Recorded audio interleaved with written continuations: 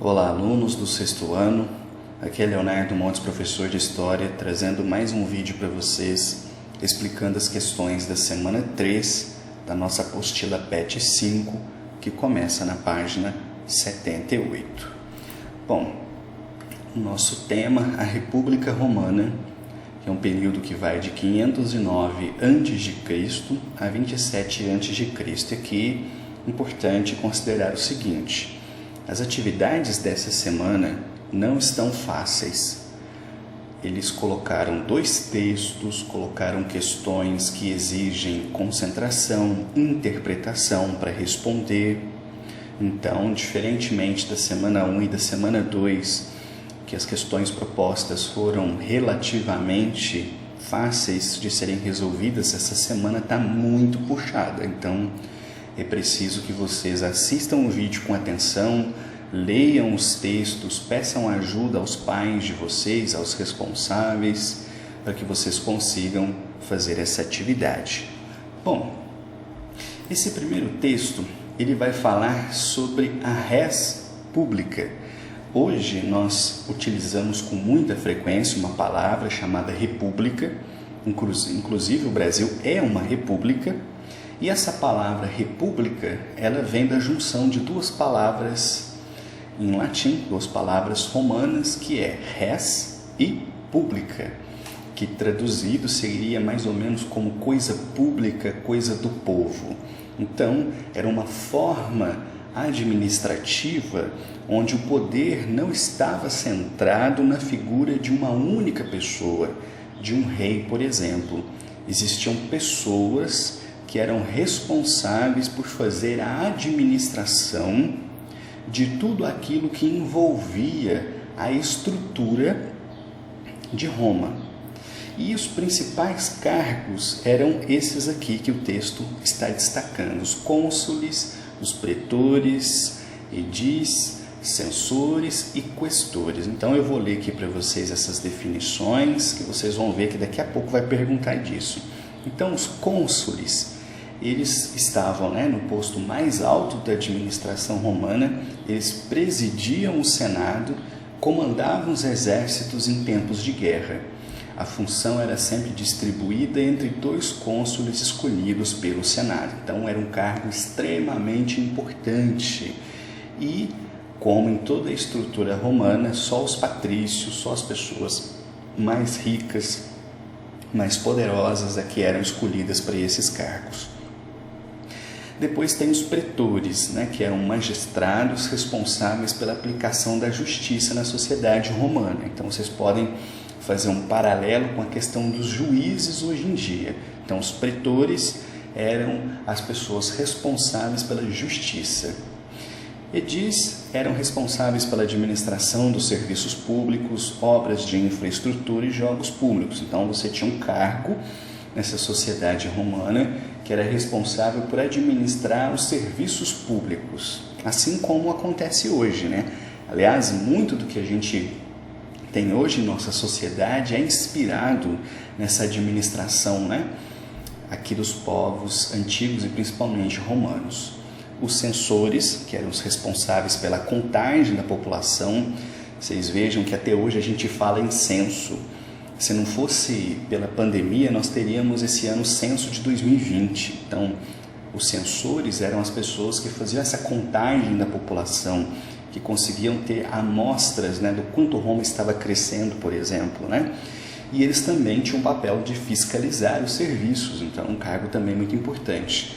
E, por fim, os questores, que eram os guardas, as pessoas ali responsáveis por guardar o tesouro público, a riqueza de Roma, aquilo que pertencia, entre aspas, ao povo, Então, todos esses cargos aqui, eles só eram ocupados por patrícios, que eram as pessoas ricas, poderosas, donas de terra, enfim, aqueles que tinham poder em Roma.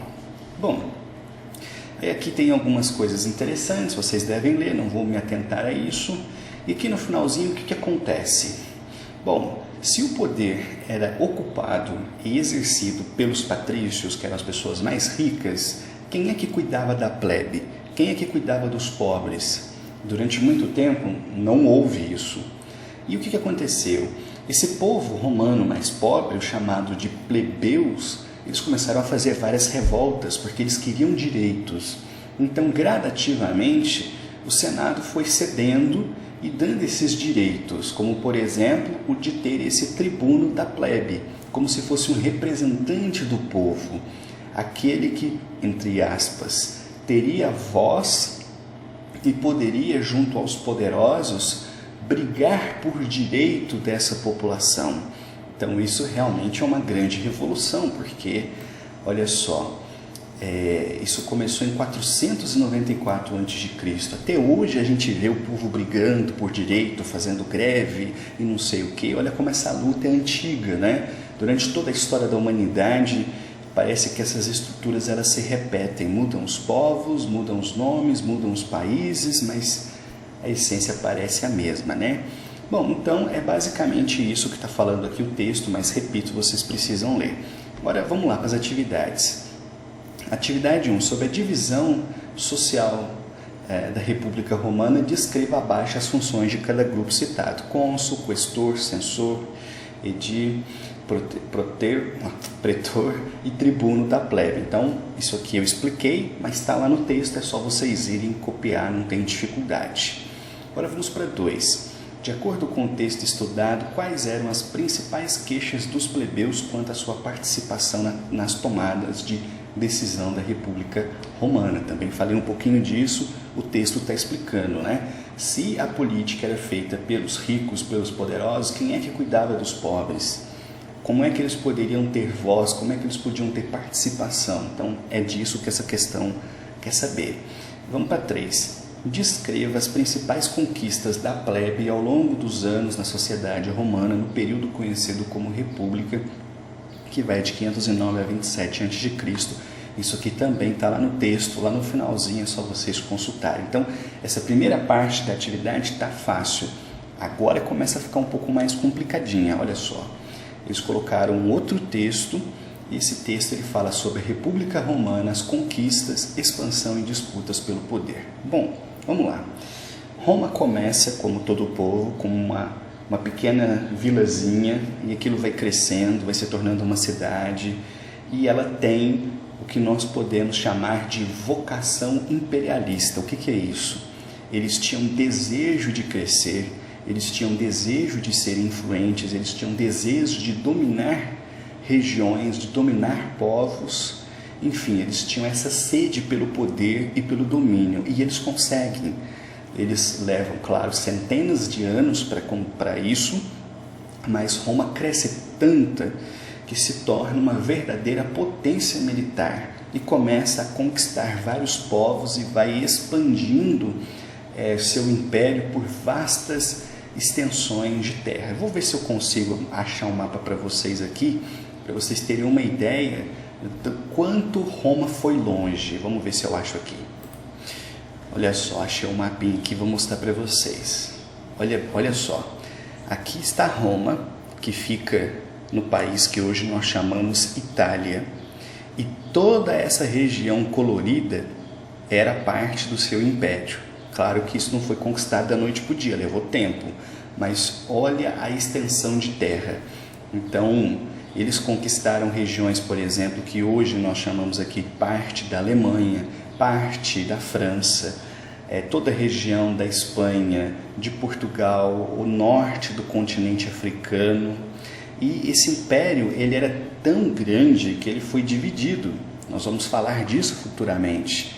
Então, essa parte aqui laranja era o chamado Império do Ocidente, essa parte rosa, o Império do Oriente, que ele pega toda essa região aqui da África, vai até o Egito, sobe aqui no Oriente Médio. Então, assim, dá para vocês terem uma ideia da extensão de terras e do quanto Roma foi poderosa e influente, né?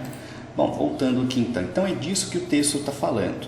E aqui eles colocam um ponto muito importante. Roma desejava ter o controle das rotas comerciais que ligavam o continente africano com o Oriente Médio.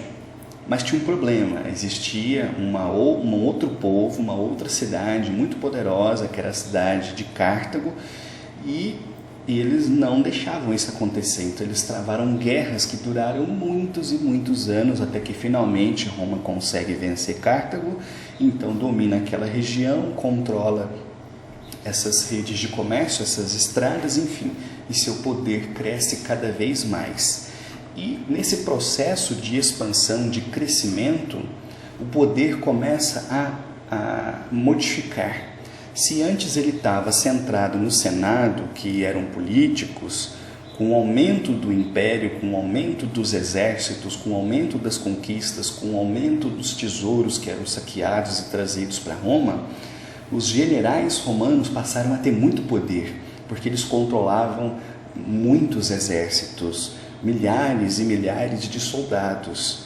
Então esse poder começa a flutuar, ele passa a pertencer mais diretamente aos generais, e aqui começa, a surgir uma série de problemas que vai transformar o poder em Roma. Então aqui começa a surgir a figura, por exemplo, de Júlio César, que vocês vão ouvir falar durante toda a vida de vocês, que é um personagem muito famoso, que era um general romano, que acabou tomando o poder para si. Ele se torna um ditador, mas ele acaba sendo assassinado pelo Senado, enfim. O que importa ficar claro aqui é que, com o aumento das forças militares, o poder ele sai da mão dos senadores e começa a ficar concentrado nos generais. Então, é nisso que vocês têm que se ater, ok? Bom, vamos lá para as atividades. De acordo com o texto estudado, responda as seguintes questões acerca da expansão territorial romana no período republicano. Por que podemos afirmar que a expansão territorial de Roma deu mais representatividade aos plebeus na sociedade romana? É uma questão muito complexa. Bom, mas vocês vão achar isso aqui no texto, né? Conforme Roma, então, começa a anexar territórios, ela tem grandes exércitos, esses exércitos conseguem trazer muitas riquezas, e isso vai influenciar muito em toda a sociedade romana. Inclusive os plebeus, que eram pobres, começam a ter alguma posse, digamos assim. Então é disso que essa questão está falando. B. Por que os militares configuraram-se como o grupo mais poderoso de Roma ao final do período republicano? É o que eu acabei de explicar. C. Por que era de suma importância dominar a região do Mar Mediterrâneo? Essa região do Mar Mediterrâneo é que eu expliquei que tinha essas rotas comerciais que ligavam, partes da África com o Oriente Médio, E por fim a D, descreva as consequências das ações dos triunviratos romanos ao final da República para a política romana. Triunvirato é um nome que foi dado ao governo quando os três primeiros generais se uniram. Então, Júlio César era um general, Pompeu outro general, Crasso outro general. Então, eles se uniram e centraram o poder nos três. Então, os três controlavam grandes exércitos, tinham, portanto, muito poder. Mas isso aqui vai acabar e vai vir o segundo triunvirato na figura de Otávio, Marco Antônio, Otávio e Lépido. Então, triunvirato faz referência a esse governo que estava centrado nos generais romanos.